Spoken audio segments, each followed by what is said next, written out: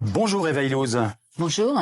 Alors, vous publiez avec le psychologue Edgar Cabanas Epicracy aux éditions Premier Parallèle. C'est un livre passionnant sur l'industrie du bonheur qui contrôlerait nos vies, une industrie défendue par ceux qui prônent ce qu'on appelle la psychologie positive. Vous êtes vous-même sociologue, professeur à l'université de Jérusalem et puis surtout directrice d'études à l'école des hautes études en sciences sociales à Paris. Vous avez beaucoup travaillé sur la marchandisation des émotions, ce que vous appelez le capitalisme affectif. Alors, à propos de votre livre, ce nouveau livre, donc Epicracy, comment est-ce que vous pourriez définir en quelques mots cette happy ou epicracy? Alors, il s'agit l'idéal du bonheur en tant que tel est un vieil idéal dans la culture occidentale. Depuis Aristote, le but de la vie, c'est de vivre la vie bonne. Mais au XXe siècle, il s'est produit un changement très important dans ce vieux idéal. Il s'agit plus de pratiquer les vertus qui nous conduisent à la vie bonne, donc qui seraient des vertus qui seraient partagées avec tout le monde. Il s'agit de maximiser son potentiel en tant qu'individu. Et il s'agirait de vivre une vie qui nous donne donc du plaisir et du bonheur, mais de façon qui ne dépend plus de la définition des vertus. Est-ce qu'on peut parler d'une véritable science de la psychologie positive? Une science d'ailleurs qui est née, je crois, aux États-Unis. Alors, on peut parler d'une discipline qui se veut être une science. Ça oui, est-ce qu'elle l'est ou pas? Ça, je laisse le lecteur en décider de lui-même. Mais en fait, alors que jusque dans les années, je dirais, 70-80, le bonheur était une affaire de philosophie, de morale et de spiritualité. Vers la fin des années 80 et 90 surtout, c'est la science positive de la psychologie qui s'est saisie de cette idée et qui a commencé à faire des études expérimentales sur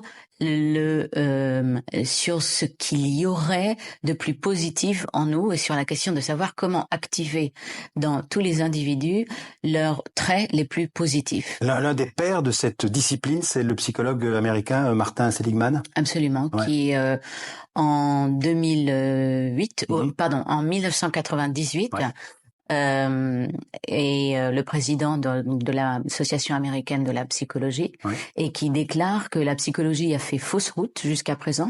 La psychologie et la psychanalyse, donc ensemble, auraient fait fausse route parce qu'elles se seraient focalisé sur les pathologies, sur la souffrance, sur ce qu'il y avait en l'homme de plus négatif, et lui propose de donner une nouvelle direction à la psychologie, et cette nouvelle direction, c'est le bonheur, c'est de permettre aux individus de développer en eux leurs traits positifs. Leurs émotions positives. En fait, c'est ça, c'est développer nos émotions positives. C'est l'idée, en fait, c'est penser à vous. Votre bonheur, il est à portée de la main. Alors, il n'est pas exactement à portée de la main. On va vous aider en tout cas à l'atteindre. Exactement. Le bonheur demanderait de désapprendre des habitudes de pensée négatives. On pourrait dire que c'est plutôt positif tout ça. Qu'est-ce qui vous gêne dans cette discipline, dans cette science, dans cette théorie? Alors, la première chose, c'est que quand elle est appliquée au niveau des nations, ça peut amener certains économistes qui l'ont dit à déclarer que l'inégalité n'était pas pertinente, par exemple, pour le bien-être général. Et en fait, ils disent même que l'inégalité peut être un facteur de bonheur parce que l'inégalité nous donne l'envie de nous battre et d'avoir l'espoir d'améliorer nos conditions. On peut dire que cette psychologie positive, c'est une théorie qui va de pair avec le libéralisme ou le néolibéralisme économique?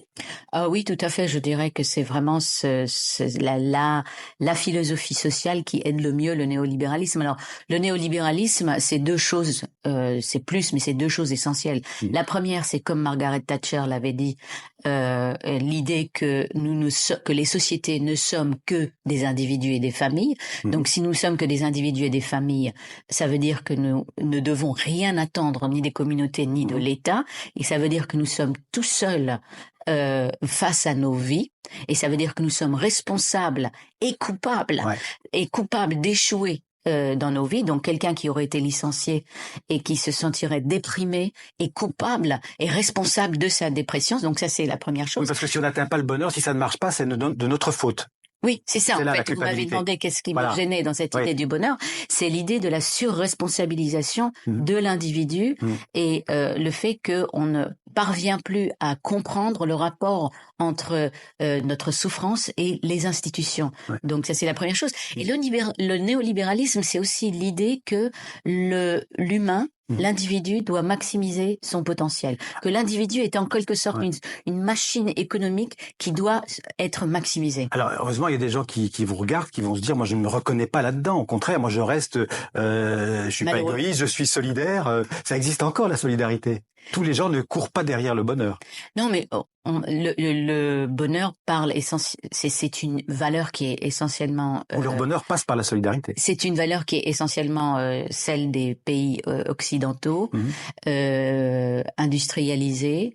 Ce sont des pays qui sont individualistes. Et le bonheur est une façon, si vous voulez, d'individualiser encore plus et de légitimer encore plus l'individualisme. Ouais. Et ces solidarités dont vous parlez, ce sont des solidarités pour le plus souvent, ce sont des solidarités éphémères et volontaristes. Donc moralité, elles sont choisies. Il faut se méfier des apôtres du bonheur, comme vous les appelez dans le livre. Pas forcément, mais quand ces apôtres vont servir et se mettre au service de grandes institutions comme l'armée ou les grandes entreprises, il faut se poser des questions. Parce que l'entreprise est aussi concernée par cette... Oui, absolument.